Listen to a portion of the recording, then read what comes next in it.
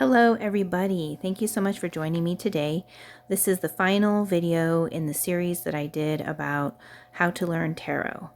In this video we are going to discuss the Suit of Swords. Here we have the Ace of Swords. So the sword suit represents air and intellect and thought, rational thinking, and that type of thing. It is also the suit that I attribute to medical situations, needing medical help or getting a diagnosis or things like that. It is also the suit that I attribute to mental wellness and mental health and behavioral health. It would also represent the season of winter. So here you have the Ace of Swords. Again, it's like the divine is bringing through an idea, a truth, not just an idea, but a truth. Almost like some sort of universal truth that you've just been struck with this divine knowledge. With the crown, it's indicating a victory and an achievement, and it does represent mental clarity, new ideas, new victory, and health news. If this card were to come out in the reverse, it would represent a lie or an untruth, as well as indecision or confusion. I attribute it mostly to an untruth or a lie because we have a card that represents indecision and confusion, which is the Two of Swords. So here you have a woman who is holding two swords and she's blindfolded. She's standing in the dark. There's water in the background, turbulent waters in the background, a little bit calmer waters closer to her. So the energy is going from being more turbulent to more peaceful and calm, but there's still some mountains and some rocks and things in between. And so she's there having to make a decision about, in this case, it would be which sword to strike with. But she's blindfolded, so it's like having to make a decision without being fully informed. However, it can represent any sort of situation that you have in your life where you don't know, what to choose. And so it represents compromise or make a decision or a change in mindset as well. With the moon showing up in the background, that can represent a lack of clarity. As I mentioned, not having all of the facts, lack of knowledge or illusions and things being hidden and still needing, feeling the need to make a decision during that time. Next, we have the Three of Swords, which, as you can see, three swords are puncturing into a heart. It's a thunderstorm. It represents emotional unrest, pain, literal emotional pain, physical pain, betrayal, heartbreak, loss, divorce, depression. In the reverse, it represents recovery, releasing pain, healing from heartbreak. So in the reverse, it's actually a positive sign.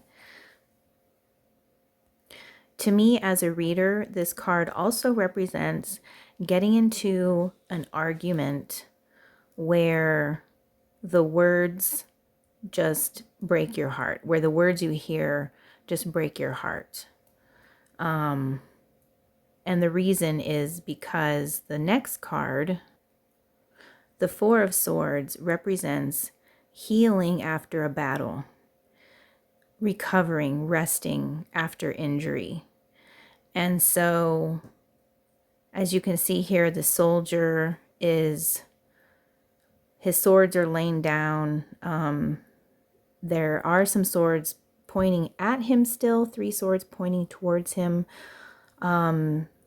So he's still remembering the Three of Swords situation, the battle, the injury, and now he's recovering from battle. And he's also dreaming about, the mother and child, or the other positive things that he has to look forward to in his life. So this is a card of healing. It's a card also of retreat, rest, recovery, renewal, and introspection. In a medical reading, this would be a card of recovering from surgery for me, or recovering from an injury. Next, we have the Five of Swords. This card represents a dominating energy that is overtaking the will of other people. So as you can see, this person in the forefront is the character in this card, is the main character of this card. And so this represents being in the type of situation where an individual is willing to do whatever it takes to be right and to win. As you can see, he's stolen 3 swords from these people. These other people have thrown their swords down and they're walking away crying and injured, and he's just, happy about it. He's reveling in his victory. And instead of cooperating or working with people and not resorting to violence. So the number 5 is a number of unpredictability. And so if this comes up in a reading, and it could either be you're in this situation, you're being very prideful and stubborn about something, and pushing your will upon others and whatnot. Or it could be that you're dealing with somebody who is in this mindset, and that can be an indication that they're a very unpredictable person as well. So this card does represent conflict, arguments, bullies, violence, and feeling bullied. So it's not a good card. So next we have the Six of Swords. This is a much better card. This card represents a storyline in which, let's say, Three of Swords, you've gone to battle over something, you've been injured. 4 of Swords, you've had to recover. 5 of Swords, somebody in your life is just inflicting their will upon you and oppressing you and all of that. And so it pushes you into a situation where you are leaving, you are fleeing, and you are moving on, packing up all your belongings and moving on to a better life or to a safer place. So it can be an indication of moving towards a more hopeful, better, safer situation in your life. So if this card does come out in a reading, there is an indication of that. However, the Seven of Swords following it, we'll get into that card a little bit more, can indicate that you're being led into a bad situation. So it's not always a positive transition. It's not always a positive move when this card comes up. Depending on what other cards are coming through, it can indicate whether it's going to be a good move, a healing move, or whether it's going to be a bad move for somebody. So, and you can see with the sunshine, the sun is shining in the background. There's still, mountains in the card. The water is a bit torrential, not too bad. Or I don't know if torrential is the right word, but it is a little bit calmer over there on towards the upper part of the card. But where they are right now, it's a bit difficult to sail through. So it represents moving forward, a necessary transition, and relocating. Okay, so the Seven of Swords takes us into a situation where you've relocated, and either you've relocated to a situation where somebody is lying to you, cheating, stealing, or things of that nature, or you may be having to do those things in order to survive. Or, well, liar card, deception, betrayal and running away, so that you would be running away from something. You would be lying and hiding and being deceitful to people around you. So just depending on the situation in your life, how it comes out in a reading, it could be an indication that there's somebody like this in your circle that you're dealing with, or that you yourself are acting in this way. But this person is being portrayed as a thief in the night. So it's dark, everybody's asleep, everyone's in their tents, and he's coming up and stealing their swords. And in tarot readings, you can also get an indication of what's happening based on the placement of the swords and the number of swords. So for example, he's stealing 5 swords, which is taking you back to the 5 of Swords card of being right, being willing to do whatever it takes to be on top, and leaving behind 2 of Swords for the people, leaving them with some sort of decision that they're going to be forced to make in order to be able to move ahead in life, type of a situation. So it can be, when reading the artwork in a card, these are things that you can look for to give you additional meanings about a situation. Next, we have the 8 of Swords. So this would be the point of the story when you have moved to a new location. Maybe you've been dealing with deceitful energy, either from people around you or yourself being deceitful. And now you're in a situation where you feel trapped. You feel stuck. You feel alone. You feel bound. You feel helpless. You're even, like this lady's practically standing in a pool of her own misery. And however, the reality is that she's tied kind of loosely, not very tightly, and there are swords all around her that she could literally use to cut herself free. Except the only thing that's preventing her from doing so is the blindfold. So if she were to only remove the blindfold, or to have a little bit of faith and trust to be able to take a step and see what was around her, she would be able to set herself free from the situation. So this card represents self-imposed restrictions, isolation, or feeling trapped. If this card comes up for you in a reading, this could be an indicator that whatever, you feel trapped or stuck in life is basically, you can get out of it. You just have to be able to see the truth about a situation, and you will be able to set yourself free. Next, we have the 9 of Swords. So this takes you to a point in the story where you are in bed and having sleepless nights because you can't stop thinking about all of the things that have happened, all of the losses, all of the memories. And it does represent nightmares and just being sleepless and having regrets. This would definitely be my mental health card as well. The 8 of Swords is also a mental health card, but it's more along the lines of limited thinking, or just kind of being stuck in your thoughts, or something like that. But with the 9 of Swords, this definitely does represent being stuck in your thoughts, anxiety, depression, worry, grief, and nightmares, as I mentioned.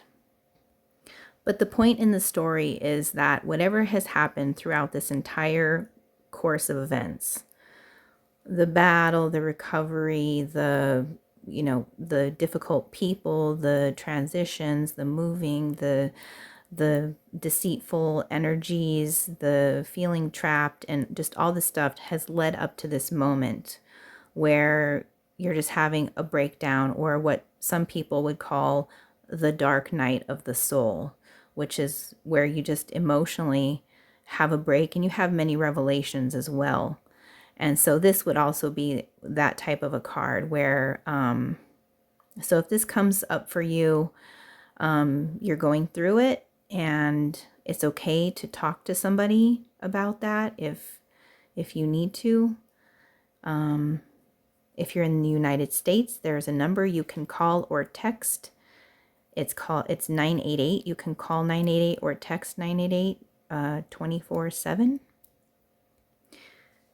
And this takes us into the 10 of Swords. So this is the end of the story as it goes with the suit, with the sword of, with the suit of swords. So everything has led you up to this point where you are dead. You've been stabbed in the back and you're dead. or possibly you've done this to another person, depending on the situation, depending on the other cards that come out. Maybe you've done this to somebody. So it does represent endings, total endings, rock bottom, reaching rock bottom as well, having a collapse or a breakdown. According to this little thing I'm reading, it can also represent somebody who's an attention seeker, but I don't believe that. I don't follow that. The wand suit is usually the suit that I use for the attention-seeking behaviors. Like the Queen of Wands or Queen of Wands reversed would be an attention seeker, or King of Wands reversed type thing. Even Knight of Wands reversed. So I definitely don't see this card that way, or being like overly dramatic or anything like that. I see it as an ending, a loss, being betrayed. This is definitely my card that indicates a betrayal, that causes an ending and a finality in a situation. Now we are into the court cards. As I mentioned in the previous videos, the court cards can be indicators for different people in your life, either yourself or the people around you. The Page of Swords can often represent a younger individual, an air sign like a Gemini, Libra, or Aquarius. And it represents somebody who is starting out in life, going to school, learning, much to learn still, very eager to learn, intelligent, but still with a mind that's open enough and empty enough to be able to fill it with all sorts of knowledge. It can represent the truth, enthusiasm, curiosity, or a very curious person. In this little thing I'm reading here, my little guide I have, it says prying eyes. I've never heard that one before, so that's interesting. So that, if you choose, you can use that as an indication of what this card means. Next, we have the Knight of Swords. So I've talked a little bit about timelines when it comes to tarot timelines. And so the Suit of Swords would be very fast messages, quick incoming messages, and just swift execution as well. So the Cups would be slower. Wands is also very fast. And then Pentacles or Coins would be very slow progress, slow communication. If this is somebody in your life, it would represent somebody who is very assertive, a very fast talking person, very quick to move, quick to make decisions. And also it could represent a lifestyle change I'm seeing. I often consider it as, it's a messenger card for sure, but because they have the sword, it may not always be a good message. The Cups, the Knight of Cups, would be a very positive message, a very positive offer. The Knight of Swords can sometimes represent bad news, again, just depending on the other cards that come along with it. Then we have the Queen of Swords. The Queen of Swords, most of the time, is considered to be a very intelligent, well-rounded individual, somebody who's very strong in their mental abilities and their knowing, and they are very rational as well. They think quickly, and they are not afraid to make decisions about people and situations in their life. The butterflies and the angels represent the element of air and thought and communication. And the butterflies also represent transitions as well. And so, as I mentioned, she can use her sword to cut. And so, with her decisions, with her words. So there is that element of, you know, endings and transitions and her executing these decisions. And there's also the angels there. So some of her information may come from divine guidance or insight. So it would be a very decisive person, a brutally honest person, and a self-sufficient person who is, and it could be someone who's an air sign, again, Gemini, Libra, or Aquarius. And last we have the King of Swords. So the King of Swords would be the male counterpart to the Queen of Swords, the male version. Very intelligent, very decisive, very strong and rational in their thinking, very quick to think, very quick to make decisions. Somebody who is very rational and intellectual, ambitious, as well as having a focused mindset. Both of these cards in the reverse can indicate somebody who is overly rational, that they don't think with their heart at all. They have no feeling. They only think about what's rational to them. They don't think about other people's feelings, and as a result, they could also be very cruel with their words, and even verbally abusive. However, in the upright, it would indicate the more positive attributes of being intellectual and rational. And as you can see in the background, there are birds, which also represent the element of air, thought, and communication. And the butterflies are present as well in this particular card. And that concludes the How to Learn Tarot series. Thank you so much for watching. I hope you found these videos helpful. I hope it gives you some more insight into doing readings for yourself or doing readings for other people. And I look forward to hearing your thoughts in the comments. Thanks again. Have a blessed day.